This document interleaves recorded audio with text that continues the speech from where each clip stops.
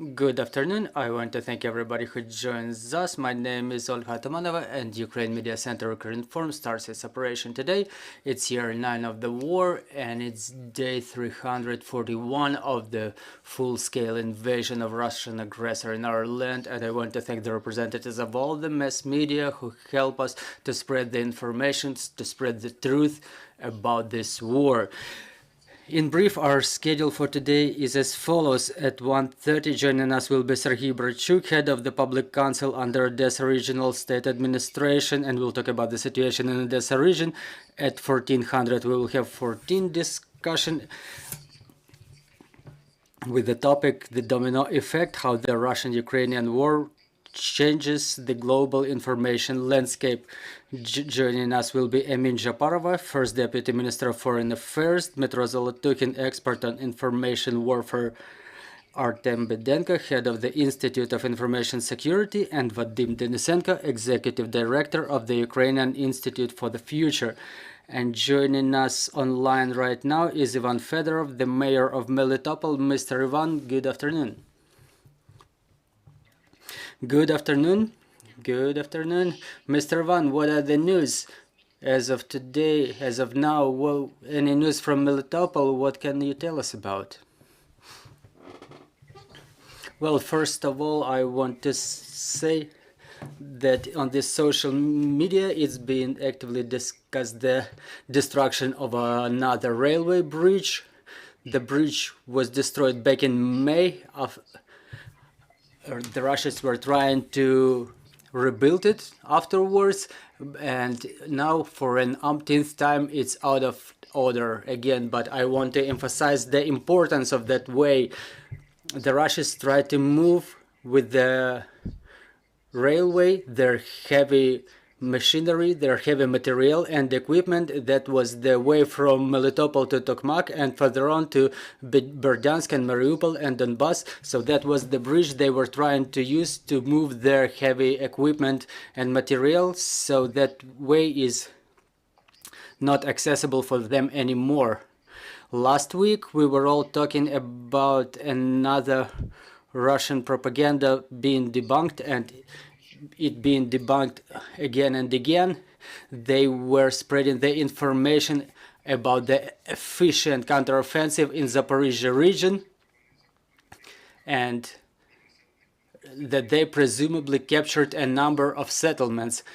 That was all not true. Our armed forces clearly understand where the danger may come from Russians, and our plan is to liberate all the cities and towns and villages. But the result of Russian propaganda that they were talking about are the hundreds of Russians who ended up in hospitals or are missing in action, or they're coming back to Russia in the black plastic bags. So all the hospitals in Zaporizhia region are currently filled with wounded Russians. And now we see that due to a big number of collaborationists in Zaporizhia administration, to a small number of persons who don't wish to collaborate, the Russians keep bringing their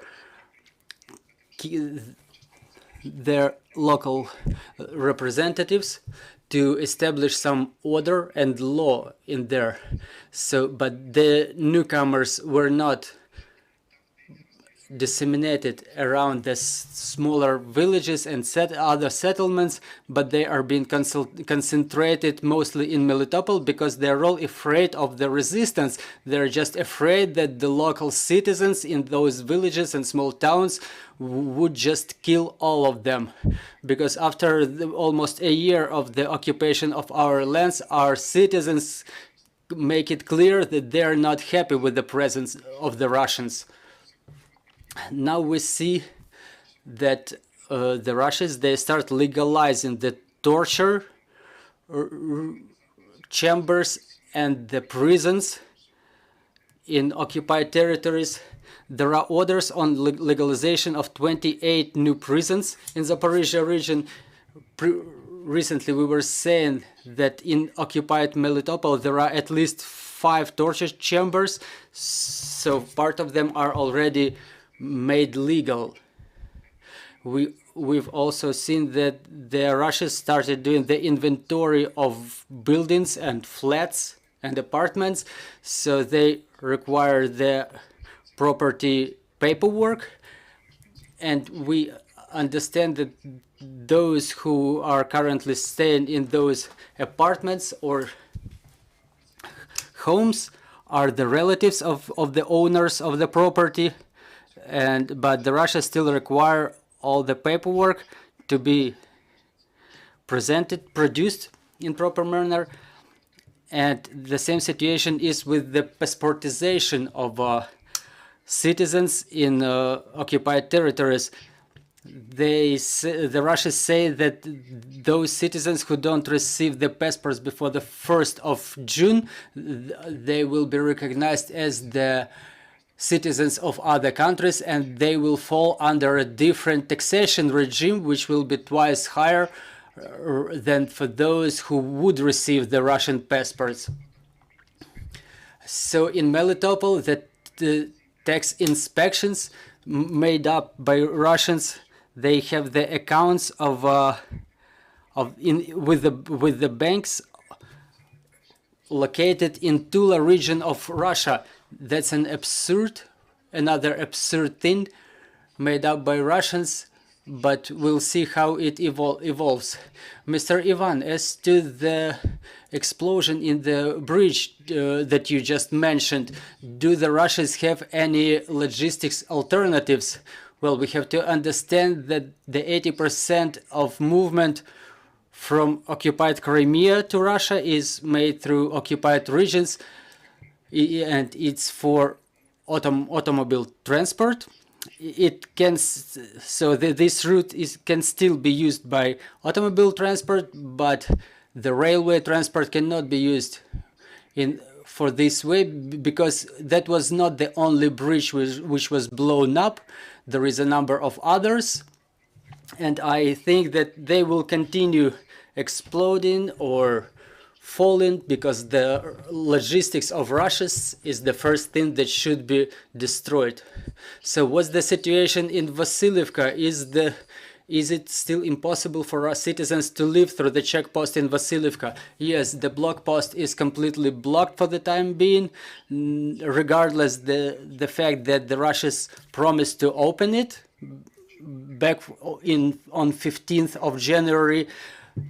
It's still closed. We started getting the information from the local citizens that there was an explosion of a vehicle on a mine recently near Vasilievka, but there is still danger in the gray zone, and it's impossible to live even through the gray zone.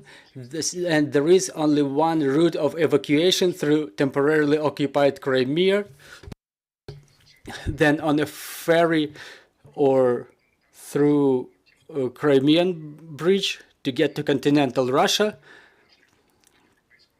and then on the way to Europe, either to go to European Union or to the border with Georgia, and only then our citizens may end up in the country where they would feel safe.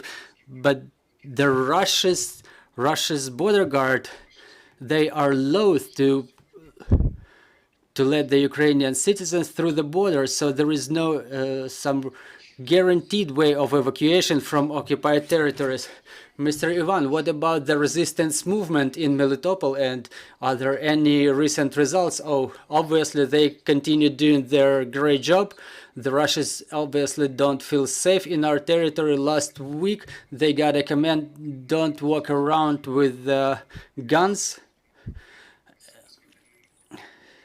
and they walk around with their guns ready to fire all around the place because they feel the resistance. They organize a number of provocations, and they are all due to the fact that they don't feel safe after a full year of occupation. Today our special services and our armed forces know perfectly well about what's going on in the occupied territories in Melitopol, and in the adjacent areas about the movement of personnel and heavy material. Thank you. We have questions on the floor, dear colleagues. Good afternoon, Olga Panasenko, Ukrinform. Could you please tell us, do we have some information that there are people coming from Kadyrov to Melitopol? Do you know what are the areas that they want to take under control, except for the fact that they rape and beat the Russian journalists? Thank you for this question. I want to start with the following. Today, the collaboration in the occupied territories is extremely low. So the Russians want to talk our citizens into collaboration, but now that they realize that they cannot make it, we see that the citizens of Russian Federation don't voluntarily come to occupied territories, and Kadyrov troops are the only category who go there voluntarily. They take some government agencies under control, such as courts, prosecutor's office. I mean, not the government agencies, but the so-called government agencies made up by Russians. And we've seen that about a month ago in the temporarily occupied territory of Zaporizhia region, there was a visit of Armen Sarkisyan, who was appointed a curator for the prisons and torture chambers in Zaporizhia region. So now all the businesses are separated by the spheres of influence among such people as Kadyrov troops as well. Mr. Ivan, you said that the Russians try to legalize the torture chambers and the prisons. What do they do it for? Do we know what is the number of such prisons or torture chambers, and what is the number of people being detained there? I mean, our citizens.